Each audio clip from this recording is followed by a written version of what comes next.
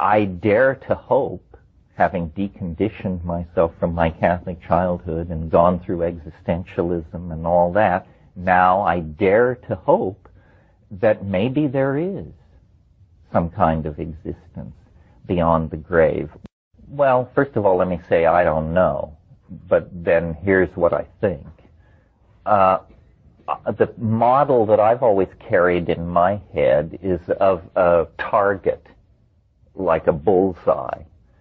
And at the center of the bullseye is the dimethyltryptamine high-dose experience, which, even though I've spent my whole career raving about how strange it is, I always hit low.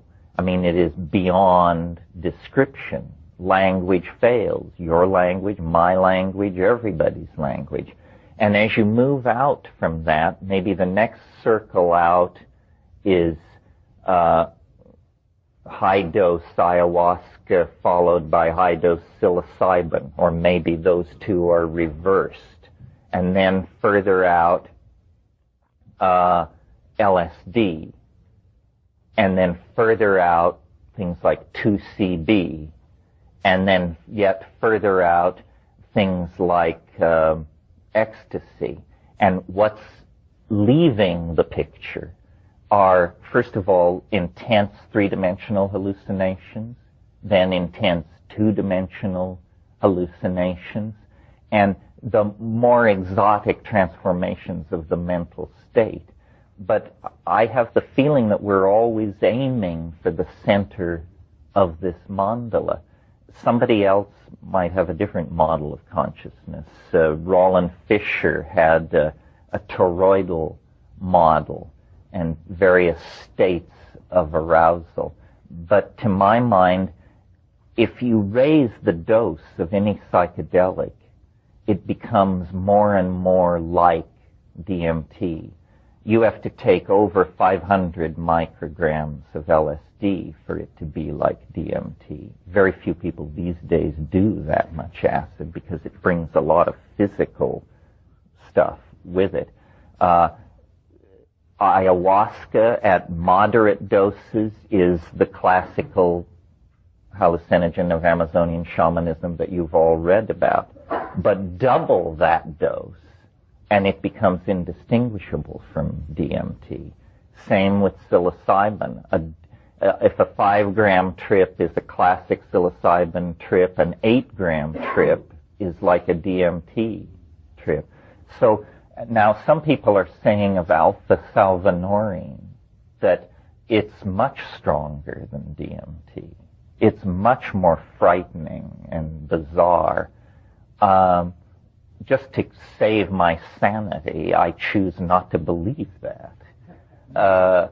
Because I've been saying for years, if there's something stronger than that, I don't want to know about it. Because that definitely pushed me as far as I wanted to go. My son, I think, has more experience with all of this than anybody else I know. And I said to him, where would you put it? And he said, it's almost as strong as DMT. And so it's sort of like that. But then over this set of values and comparisons I've just made, you have to overlay the fact that like your blue eyes, your height, your body weight, your intelligence, and everything else about you that makes you unique, your inherited allotment of drug synapses is unique. And this is why some people are sensitive to drugs, some people insensitive, some people extremely sensitive. And one of the things about exploring consciousness with substances is you have to sort of learn what works for you. You may have gotten the idea from hanging out with the wrong people that the way you explore drugs is by doing as many as possible and in as many combinations as possible. I couldn't do that. I have never done that, and I can't do that. My body just can't take it. If I want a more intense drug experience, I take more of one drug. But part of exploring this area is to learn what works for you. For example, the most dramatic and easy to understand example, I think, is cannabis.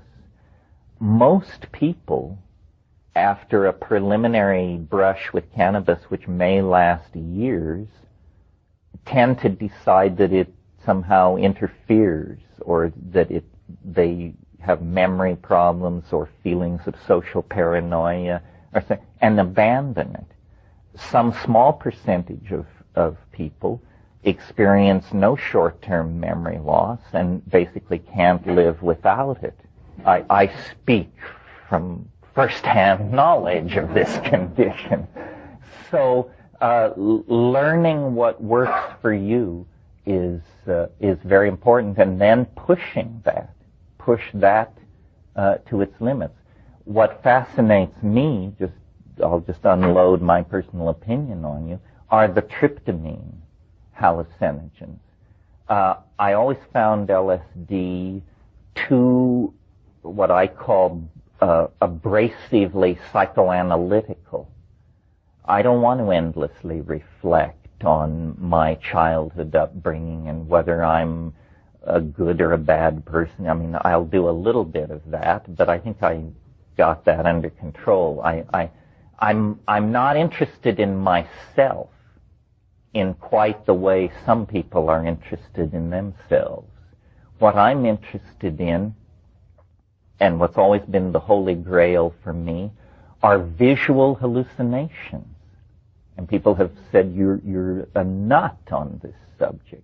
But the reason I'm so into visual hallucinations is because when I'm seeing something that I could not previously have even imagined, then I am completely convinced I'm in the presence of an other, because I couldn't think that up, and yet I'm looking at it.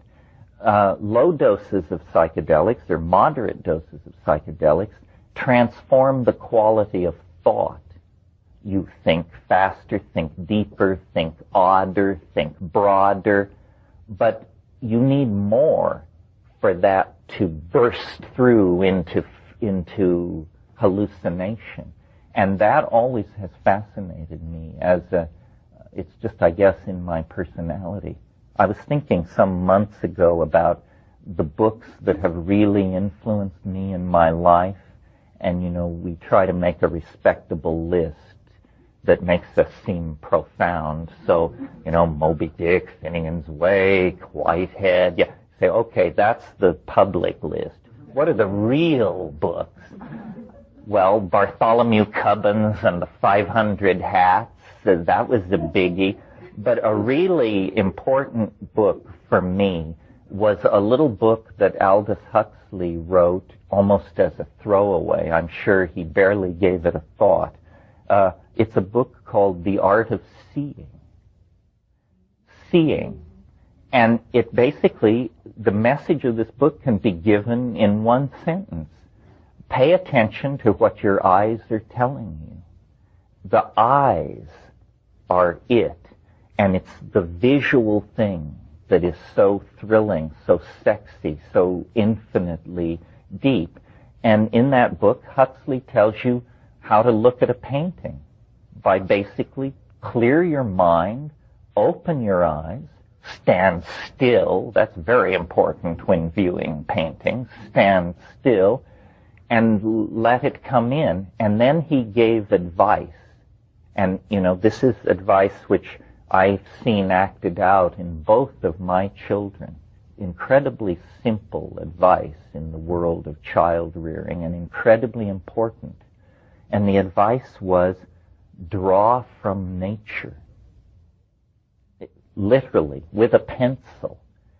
Draw things. Because drawing things forces you to look at them. And don't draw from pictures. If you want to draw a bowl of fruit, get a bowl of fruit. And then what you look at is you see how, you say, oh, I see, when an object is red, its shadows are not black, its shadows are deep pink. And when an object has this curvature, then it spreads light around itself like this. And as you learn to look, this is a very impersonal process. You're not thinking about your childhood traumas or any of that stuff. You're really getting into the world, and this is how the world can communicate back to you. The world is something to look at, and that attitude in the presence of psychedelics will throw open a cornucopia of riches to you. Did you want to say something? Yeah, I was just curious. You said what about? Oh, well, I mean, cannabis is in a different category. I mix cannabis with air, with light, with being awake, with being asleep. There was a period in my life when I used to awaken at 3 a.m. in order to smoke because I couldn't go from 11:30 to 6 without it. I mean, granted, I was in Asia and the rules were different. No, I don't know what life is like without cannabis. I hear there is such a thing. But, no, what I mean is, I know people who say, well, we had a really far-out time Saturday night. We did 120 milliliters of ketamine and followed it with ecstasy a half hour later, and then we broke out the nitrous, and somebody had a little 5-MeO with them, and then I say, how was it? I say, far out. And I don't doubt it for a minute. I think I don't want to go any place that I can't find my way back to, because I might want to show somebody. And, it's sort of like the multi-body problem in mathematics. You can calculate every point in a system if there are only two bodies, but you only have to add a third before it becomes beyond calculation. And drug synergies are an absolutely unexplored area. You cannot go to the medical literature and find any papers on what happens when you combine LSD with 2CB. There isn't such a paper on this planet. So if you're going to do that, just know that nobody has ever been there before. And I don't mean intellectually, I mean physiologically. I don't know very much about the death of this writer who calls himself D.M. Turner, but he did die. And his book, his best-known book, is a book that I felt was completely irresponsible because it advocated these multiple synergistic drug doses. Stuff like I just said. 2CB plus ketamine plus nitrous plus E plus this plus that. That's not how I would do it.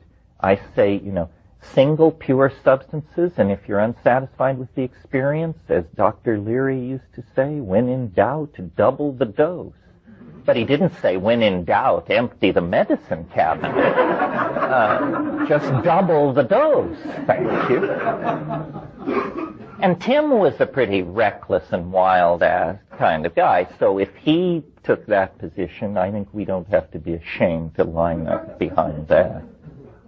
Yeah. Ketamine. It has a lot of enthusiasts. First thing, the most effective way to do it is by injection. Automatically, this raises flags of alarm for me. I just somewhere picked up the idea that banging things is a bad idea. But let's move past that, because it can be snorted. And anyway, ketamine is what's called a dissociative anesthetic. It is not an alkaloid. It is a veterinary anesthetic. In other words, if you have a racehorse and you need to wrap its tendon or work on it in some way, this is the drug of choice. I cannot deny that the experiences that I had, and I only had 5, were very, very interesting. I always did it in the presence of a physician, and I always did quite, as I understand it, quite high doses. In other words, I did around 140 milliliters. Milliliters. One of the things about ketamine is it's active over a huge range. Some people who roll it into their lifestyle tend to do small doses, like 40, 50, 60. When used as an anesthetic in pediatric surgery and stuff like that, 600 milliliters IV push, that would be like being hit by a freight train moving at 10 times the speed of sound. You would never know what hit you. It's a kind, for me, I'm just speaking subjectively, it was a sort of empty space. It was a light-filled space, and the metaphor that came to me was, it's like a new skyscraper, and they don't have any tenants. So there are these endless hallways lit by fluorescent lights and wonderful water coolers every 300 feet, but there's nobody there. And I talked to Rupert about this because one of the things we've kicked around over the years is the idea that drugs are like morphogenetic fields. And so, for instance, when you take psilocybin, it takes you. And in a sense, you are participating in every psilocybin trip anybody ever had. And because it was taken for thousands of years by Mesoamerican shamans, it's been decorated by them, in a sense. It has their mark on it. And so the morphogenetic field is extremely stable. Nothing you can do in there. You may be able to carve your initials on a picnic table or something, but you're not going to be able to make major changes in that landscape.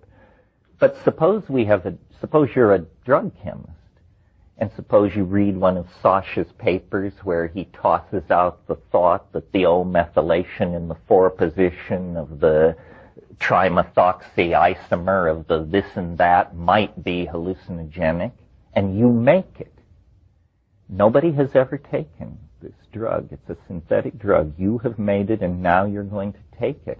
And in a sense, if you come down saying, this was an incredibly beautiful, visionary experience, the next person is very likely to have a beautiful, visionary experience. If you come down saying, it was nightmarish and I felt bugs crawling under my skin and stuff like this, what's happening is the morphogenetic field is crystallizing around this drug. And the feeling I had with ketamine was, it's really pretty undefined territory. The one thing I learned from ketamine, and I actually have to give it credit for this, is I got so loaded on that stuff that I lost the concept loaded. And that's never happened to me before. I couldn't understand what was happening because I couldn't remember what being high is. And so here I am, and I sort of come into awareness, and I say, what is this?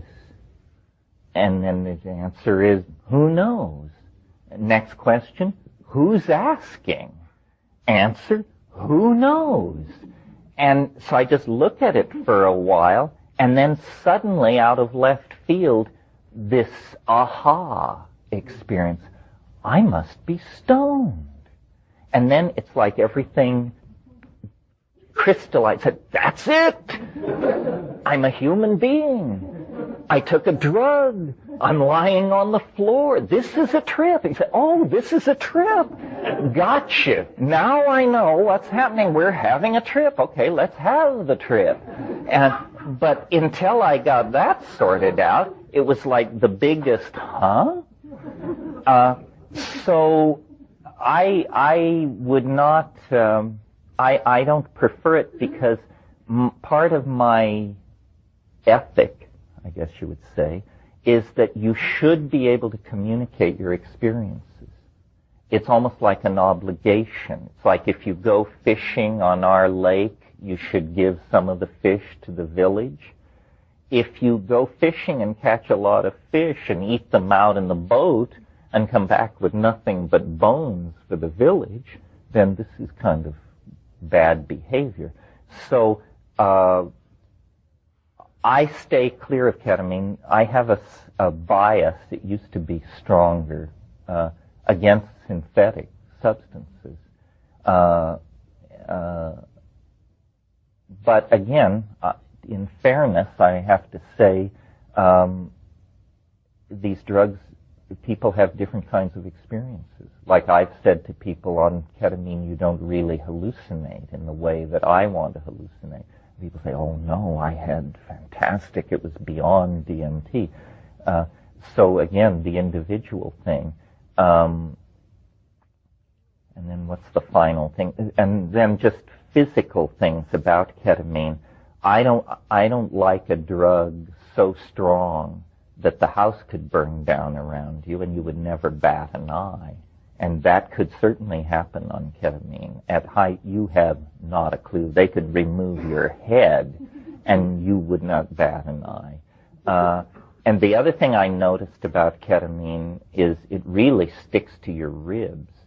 In other words, the experience lasts an hour, you come down, but the next day you're driving on the freeway and comes a wave where you say, oh my God, what is this? And I think it sequesters in fatty tissue or something. And so that makes it a little dicey. Hope I didn't rain on anybody's parade here. The people who are into it are passionately into it. I accused one guy one time of being a monopharmaphile. I said, my God, you won't take a drink, you won't have a hit, you won't do... But this stuff, 5 times a day.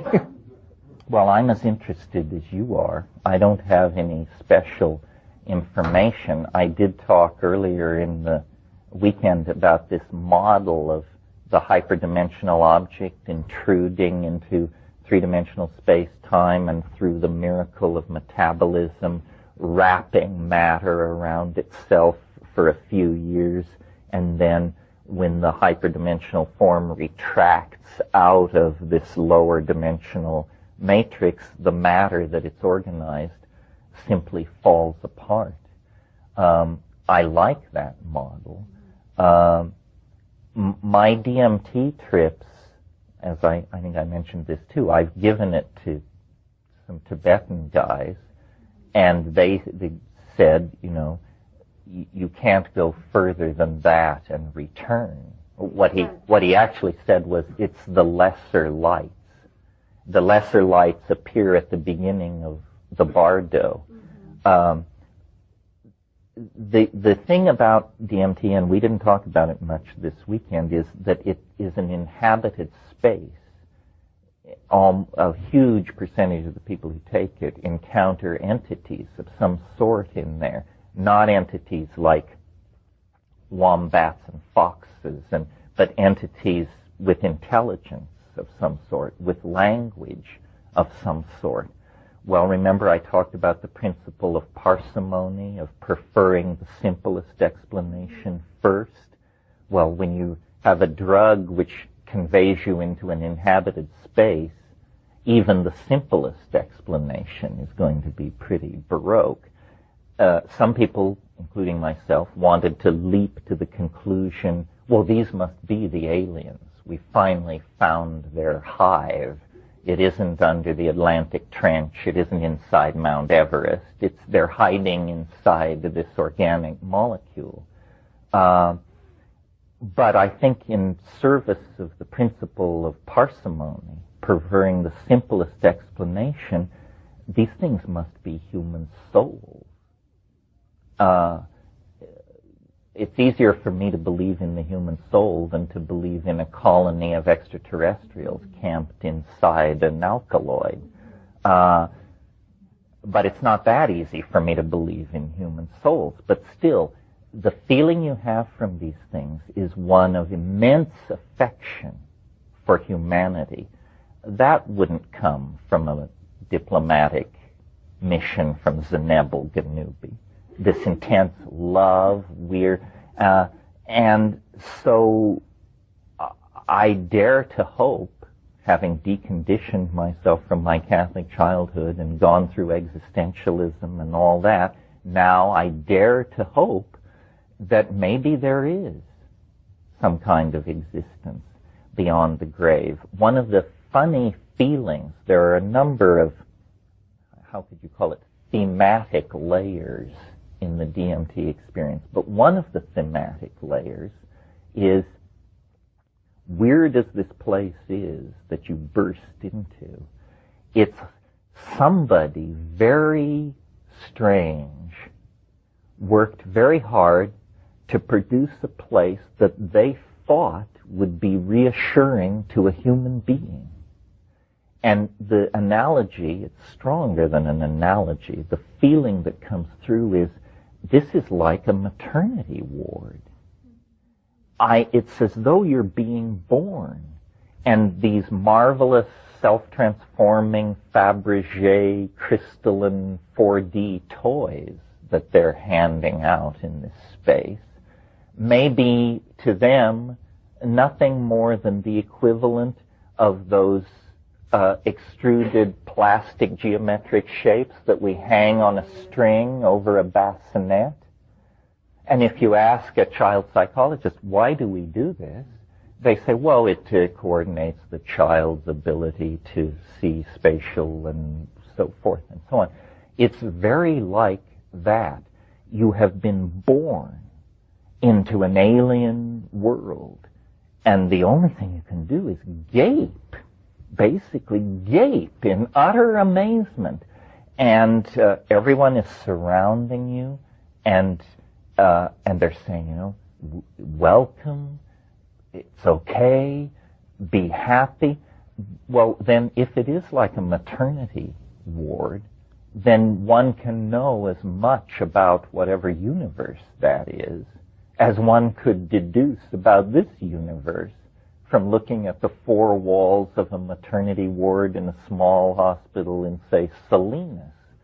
In other words, if you were to actually die rather than smoke DMT, then if we follow this model, then you would be in that place, but there would be no going back to this world after 5 minutes.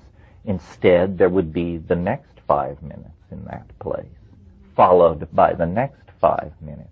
And I can tell within hours you would be beyond the reach of all anything you have ever called humanness or thought of. In other words, this isn't a world where one comes back and whispers in the ears of people and bangs doors in the middle of the night.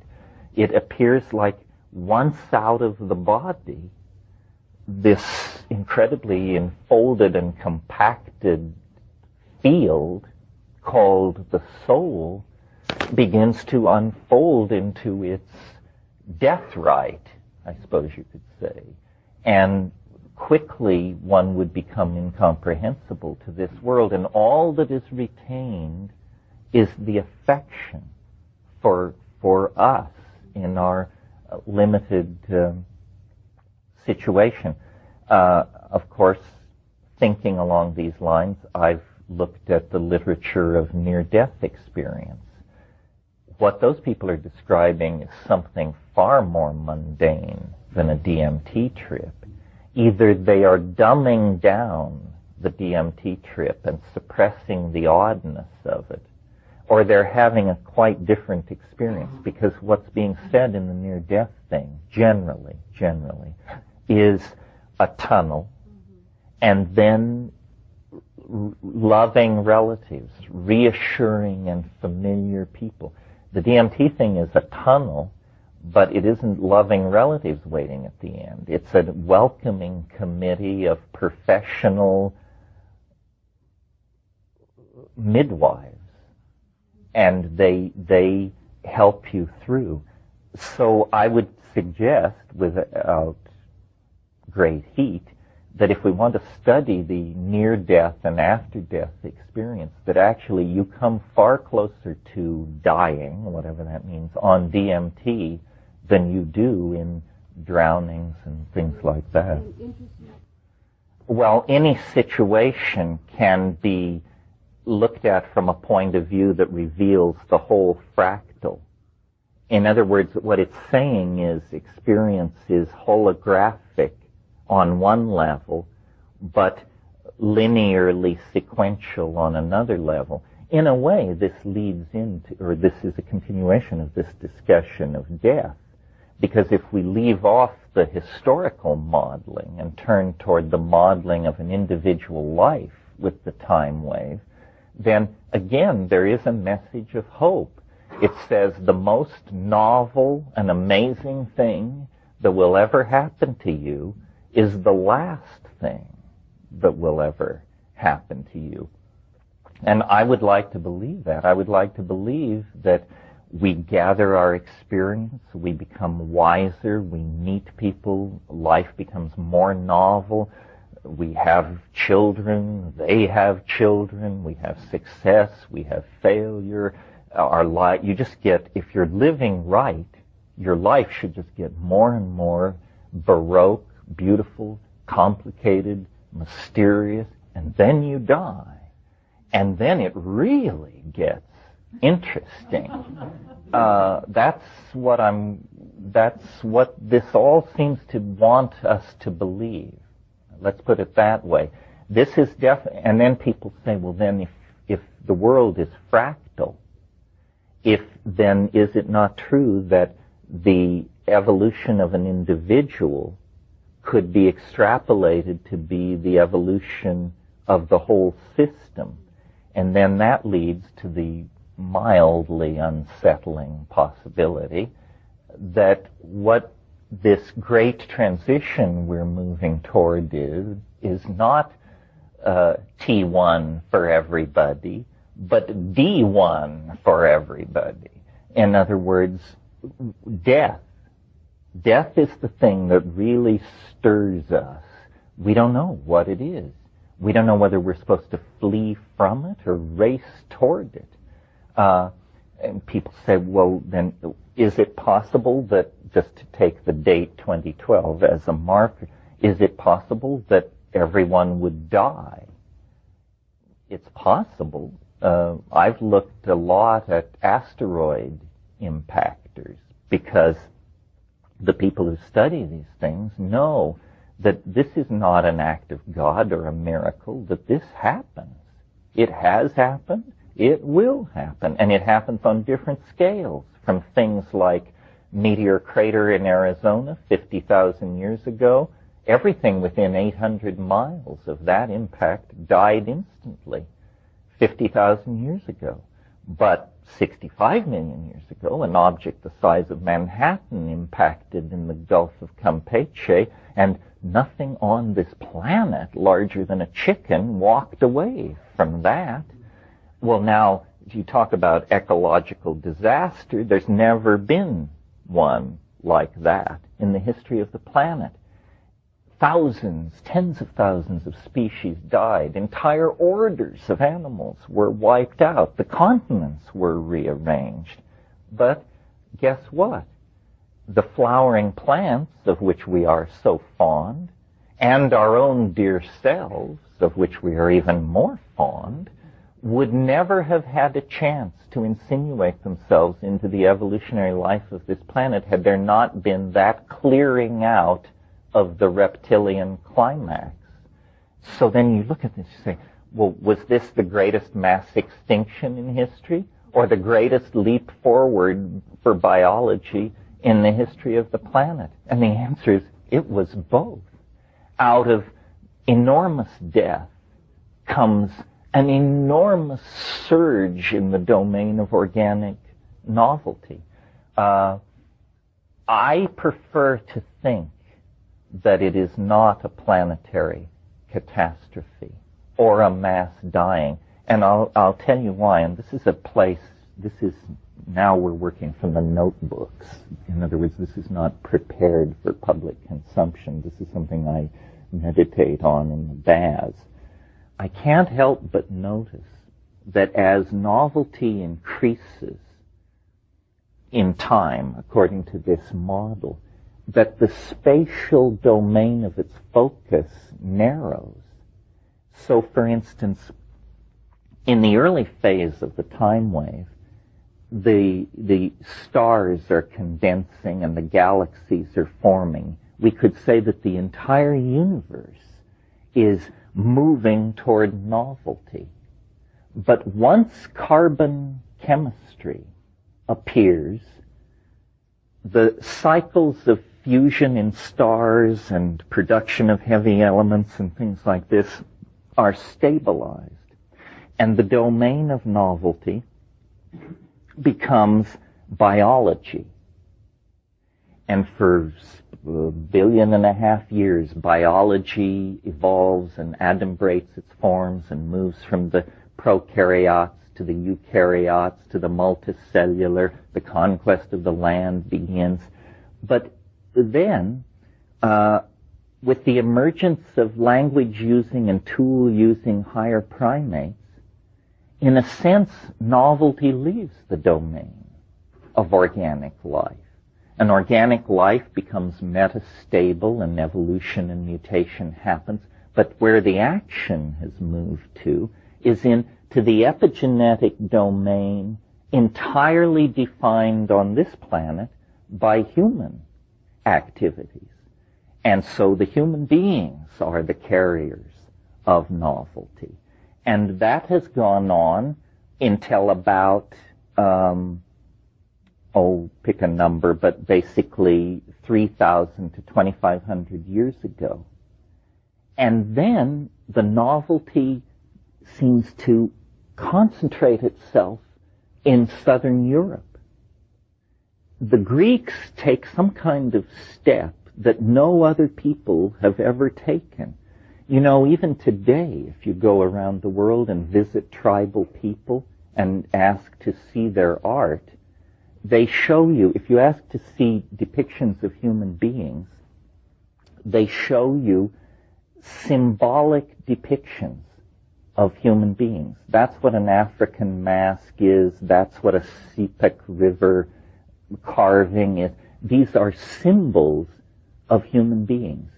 The Greek mind crossed an invisible boundary, and somebody said, let's take a block of marble or some clay, and let's not symbolize a human being.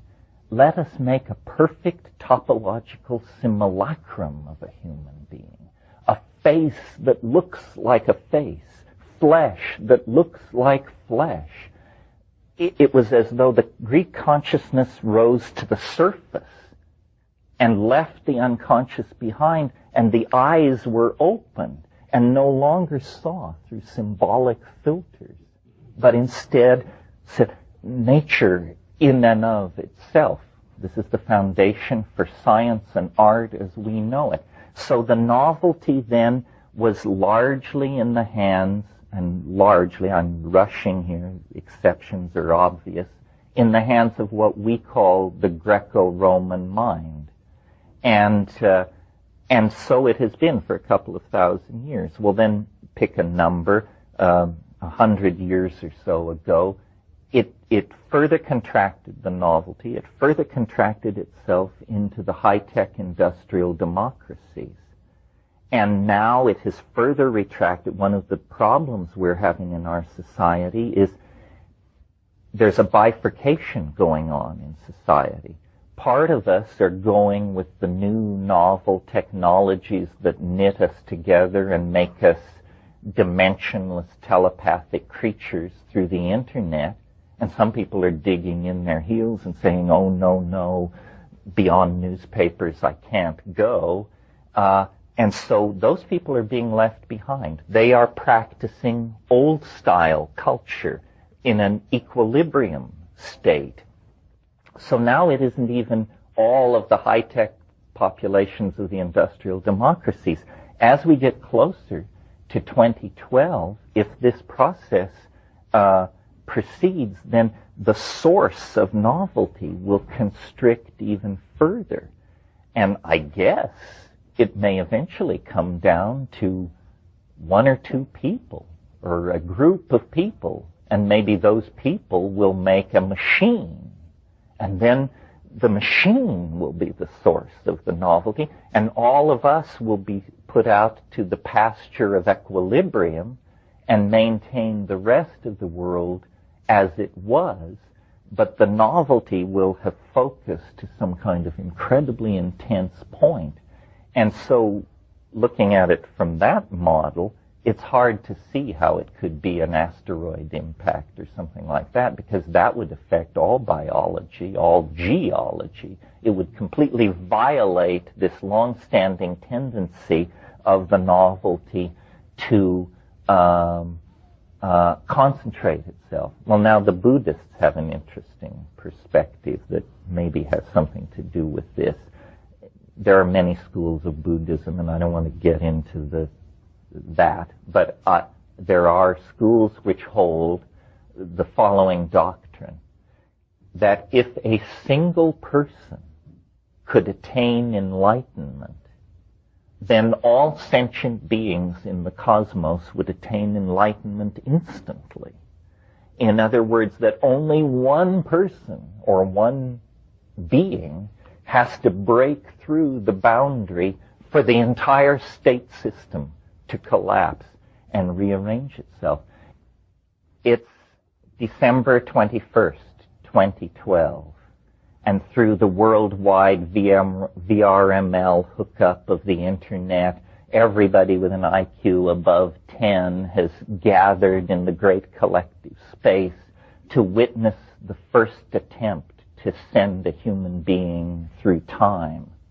And at the World Temporal Studies Institute at La Chorrera in the Amazon, the president of so-and-so makes a speech. The lady time traveler makes a speech. She straps on her helmet. She steps into the machine. The fanfare for the common man is played. A button is pushed. And off she goes into the future. Now, what has always been put against time travel schemes is what's called the grandfather paradox. And this is easy to understand. It goes like this. If time travel were possible, I could travel back in time and kill my grandfather. If I did that, I wouldn't exist, so I couldn't do it. Therefore, there's a closed loop of paradox. Therefore, time travel is impossible.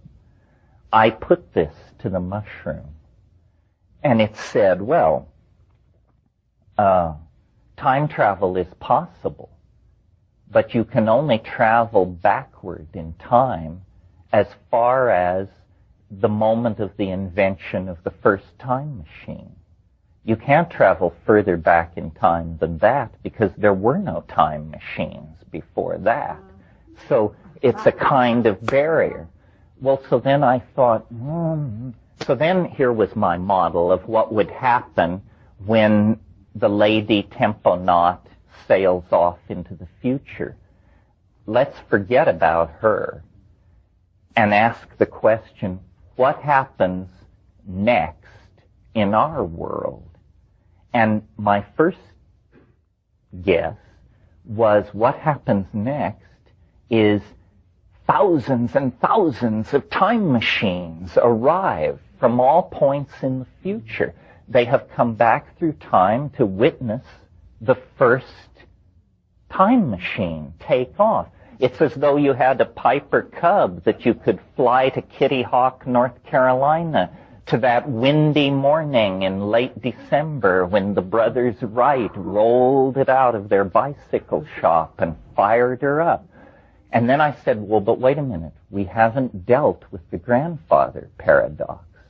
One of these time machines from the distant future, on its way to the first time flight, could stop off and kill the grandfather of the driver of that time machine, and we haven't gotten anywhere at all. So then I produced a slightly more complicated model, but it works, and so here's what it is. It's that because the future is not what we think it is, here's a metaphor which makes it more clear. In this world that we're living in right now, we have people such as Bill Gates and his research and development teams, and we have people such as the upriver people in Zone that I spent time with, bare-assed people living at a very minimal cultural level. Gates and his people and this Amazon tribe occupy the same planet and the same moment in history. But who is influencing who? Very few people in the world are taking up the Amazonian lifestyle or point of view. Millions and millions of people are going Gates' direction, and more will. So what I concluded from that is that advanced states of culture tend to squeeze out or mitigate less advanced states of culture. Now let's return to the time flight. What happens when the lady Temponaut goes into the future is not that time machines arrive from all over the future. What happens is that the entire rest of the history of the universe happens instantly. In other words, a future, evolutionary developments, conquest of the galaxy, vast technologies that allow starflight and wormhole travel and all that, the fruits of all that are delivered instantly to our doorstep in 2012. I call it the God whistle model. In other words, we end the whole thing. We collapse the state vector, and everything goes into a state of novelty. And what happens then, I think, is the universe becomes entirely made of light. This is a sort of the cherry on the cake. You know that there is something in physics called the principle of parity. This is that particles can appear out of nothingness as long as they appear in pairs, such that after a certain period of time, the two pairs are not the two the members of the pair encounter and annihilate each other. And when this happens, physicists say parity is conserved. Now, it's known in quantum physics that there is a phenomenon called vacuum fluctuation. Vacuum fluctuation is a situation where in absolutely empty space, suddenly out of the quantum subspace, particles jump into existence. They follow trajectories, they encounter each other, they annihilate each other, parity is conserved, and so it's okay. It's okay. Well, so then you talk to these quantum physicists and you say, well, how large can one of these vacuum fluctuations be? And they say, well, they last milliseconds, nanoseconds. You say, well, is there a theoretical upper limit on the size of a vacuum fluctuation dictated by theory? And they say, no. It's simply that the longer the fluctuation lasts, the rarer it is. So in other words, the longer a fluctuation lasts, the less likely you are to encounter one. Well, then you say, well, is it possible that this entire universe is such a vacuum fluctuation? You say, well, yes, but that would be very rare to have such a long one. You say, well, hell, you only need one. Calculating the probability of a unicate event is a fool's game. I mean, it's either 100% sure or 0 sure. So here is a model, and I took this from the Swedish physicist Hans Alfvén, who hasn't gotten enough credit, but who's really a very interesting thinker. Imagine that the universe is this kind of vacuum fluctuation, a 17 billion year long vacuum fluctuation. Well, what it means then is that at the Big Bang, not one universe was born, but two. And they sailed off into superspaces and have no connectivity with each other, or they have Bell non-local connectivity or something. But anyway, they are distinctly separate. But they are, unbeknown to each other, on a collision course with each other. Parity must be conserved eventually. And a model like this holds open the possibility of the instantaneous transformation of the entire cosmos, because the collision of these two universes would not occur in three-dimensional space. It would occur in a higher dimensional space. So this cosmological model holds out the possibility that all matter in the universe could be instantaneously canceled in this encounter with the antimatter twin that was born at the beginning of the cosmos. Okay, if you're still following, we're almost to pay dirt. Every particle known to physics possesses an antiparticle, which is locked into this parity-conserving thing I've laid out for you, with one exception, one astonishing and amazing exception.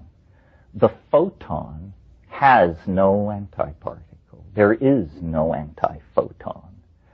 So this universe that is on a collision course with itself in hyperspace, at the moment of the conservation of parity, all matter vanishes. And what is left is a universe made entirely of light. And we have no model or I have no model, for a universe made of light. There would be no gravity, because gravity is a property of matter. Such a universe could be modeled. And then the question is, well, then what would happen to forms? What would happen to your body, my body, this planet? The answer is, no one can know. But it is very interesting that the esoteric traditions of nearly every religion talk about light a great deal. Talk about ascent to the light, cultivation of the light, the after-death vehicle as a thing made of light. So I just put this out here because it occurred to me. My imagination, in an effort to make the assumptions of novelty theory congruent with the known laws of physics, I discovered, this sounds like wild hair stuff, but no violation of the known laws of physics is involved in this scenario. So perhaps what enlightenment is it happens to an entire universe when it drops its matter and antimatter out of its structure, and it becomes entirely made of light. That would certainly fulfill the novelty theory. Anyway, that's enough of that malarkey. Well, you see, the way the novelty theory is structured is you have this wave, and it is iterated on different scales. And iteration, if you have a given level, let's call it A, Above A is a larger level that is A times 64. Below A is a smaller level that is 1/64th of A. And wherever you are in the hierarchy, this is true. Levels above, 64 times larger. Levels below, 64 times smaller. Well, modern astrophysics says they're arguing about it right now, but the universe is under 20 billion years old. Everybody agrees on that. And the question is it 9, 12, 13, 14? But it's under 20. The time wave has a cycle, the largest cycle I have found necessary, except for the prime number research, is a 72 billion year cycle. So let's call that the top cycle, the A level. A 72 billion year cycle, plenty of time for the universe to evolve to its present state. Below that level is a cycle 1/64th that size. What would that be? Roughly 1.2 billion years. At the initiation of that cycle, I don't know, some dramatic thing happens in biology.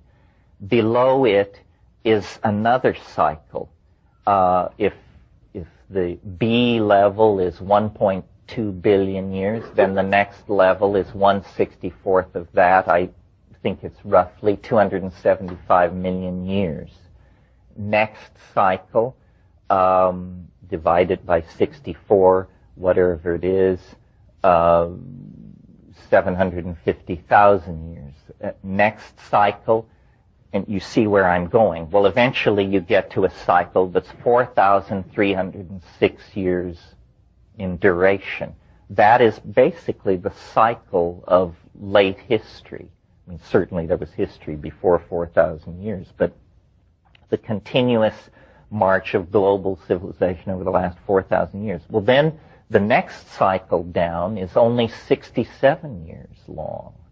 And I mentioned it last night, from 1945 to 2012. Each cycle begins with a bang, literally.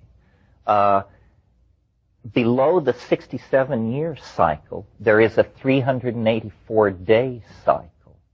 And that will run from late 2011, somewhere in November 2011, to the end of 2012.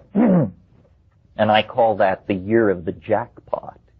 It's a 13-month year, but the entire history of the universe will be reprised in that 384-day period. Well, then comes a 6-day cycle. By this time, either I will have gently bowed out, or the entire world will be aware of what is happening, because the novelty will be so intense. Imagine a 6-day cycle in which the entire previous 67-year, 4,306 year, up to the top level, are all being compressed and replayed in 6 days. Well, then comes the hour and 35-minute cycle. Then comes the minute and a half cycle. Then comes the 1.3 second cycle. Now, at that point, 1.3 seconds, if we assume that the cycles cannot be iterated beyond the level of Planck's constant, which is 6.55 times 10 to the minus 23rd erg seconds, the way for you to think of that is as a jiffy. It's the grain of the universe. We don't feel the need to go to discuss lengths of time shorter than that, because there aren't lengths of time shorter than that. Time comes in those packets of that size. Well, if you're at 1.3 seconds cycle, you still have 13 cycles to go through before you reach the realm of Planck's constant. And you have come through 13 cycles. So the universe is only half done 1.3 seconds before its end. That's why asking what will happen in 2012 is preposterous.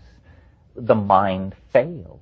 Half of the universe's evolutionary unfolding will occur in the last few milliseconds of its existence because of the asymptotic acceleration of the expression of novelty. So it's this thing which began very gently, very stately, the march of the atoms, the condensation of the stars and the galaxies, the emergence of biology, the emergence of higher animals, the emergence of, and just into then a screeching photo finish where all the stuff is bundled together, squeezed together, connected, transformed, lifted into higher dimensions. And see, this is not a process we can take responsibility for or discuss our guilt or innocence. This is the cosmos itself tearing loose from its previous constraints and moving ever faster toward ever greater freedom with ever more appetite and momentum until it achieves its goal, which is infinite novelty throughout all space and time, holographic connectedness, God-mindedness, whatever your vocabulary is, yeah. Oh yeah, this is a completely legitimate move. I mean, it's mind-boggling to think of this in human scales of time, that half of the universe's becoming occurred in a few milliseconds. But dig the fact, that is the position of orthodox physics as we sit here. It's simply that they say it happened at the beginning. I say it'll happen at the end. What they're saying in physics now is that the universe came into, the Big Bang occurred, and then a few nanoseconds after the Big Bang, there was this thing called the inflationary expansion phase. It lasted a few nanoseconds, and in those few nanoseconds, the universe became several tens of orders of magnitude larger than it was. So it's a legitimate move in physics, however counterintuitive it may seem on the human scale, yeah. Have you looked at the many worlds? Well, the problem with the many worlds theory is it violates the principle of parsimony. In other words, that is not the simplest explanation. That's do you all know what this is? It's the idea that whenever a process in the universe encounters a bifurcation point, that it goes both ways. In other words, and so the multiplication of possibilities in a situation like that is staggering, and I just don't feel the need for it. If I understood Wheeler's mathematics better, I might, but that theory has been around since the middle 70s, and he has a very respected position at Princeton, but he doesn't seem to be able to sway his colleagues, which doesn't mean he's wrong. I'm just saying it's a bit baroque for my taste. Well, once beyond the 0 point, by definition, novelty must mean the simultaneous realization of bifurcations of all sorts. In other words, what ultimate novelty must mean is anything we say it means. There are no limitations when novelty soars to infinity. The universe is a series of impediments to the expression of novelty. And when it has overcome all those impediments, there is a flawless, higher dimensional matrix throughout all being, I guess, is how you put it. Yeah. Is that many worlds theory? No, that's another can of strings.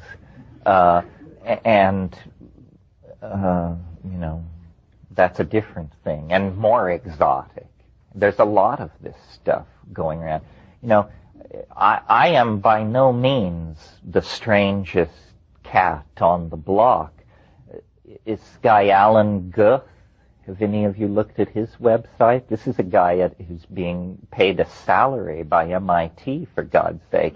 And his thing is all about making universes. And he says we can make universes and put them on the shelf. You know, made this one in February, botched that one in March, and talks about how the ultimate proof of the direction in which modern physics is moving is to make a universe. After all, if they begin from an area smaller than the diameter of the hydrogen atom, a major laboratory could just stamp them out like hotcakes. Of course, the question is, what are they good for? What do you do with a universe once you've made one? But as an exercise in the imagination, take a look at what this guy is into.